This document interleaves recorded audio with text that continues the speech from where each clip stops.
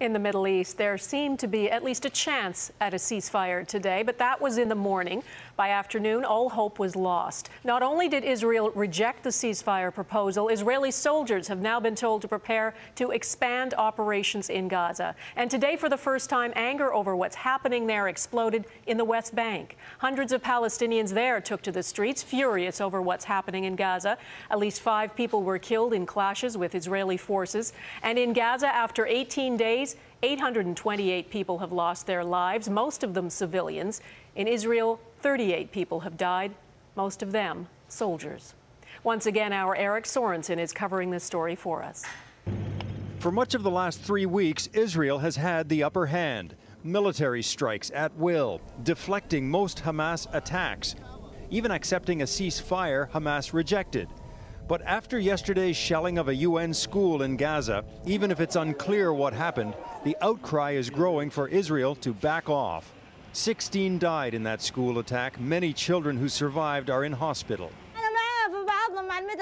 They lost their hands, heads, legs, says this mother.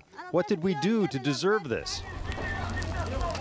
On the usually quieter West Bank and in East Jerusalem, Palestinian anger boiled over today. Protesters furious with the Israeli bombardment, throwing rocks and giving Israelis another area of violence to confront. And now, on the diplomatic front, Israel may be ceding the high ground. Prime Minister Netanyahu's security cabinet rejected a 7-day ceasefire proposed by its staunch ally, the United States.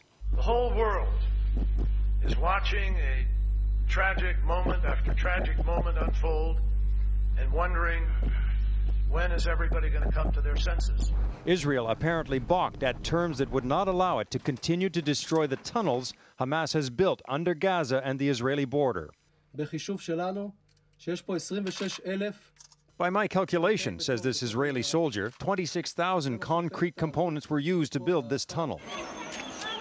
But the pressure isn't just coming from Hamas. After the school bombing yesterday, UN officials are increasingly angry over Israeli strikes. In the aftermath of the carnage, there are some extremely important and unanswered questions.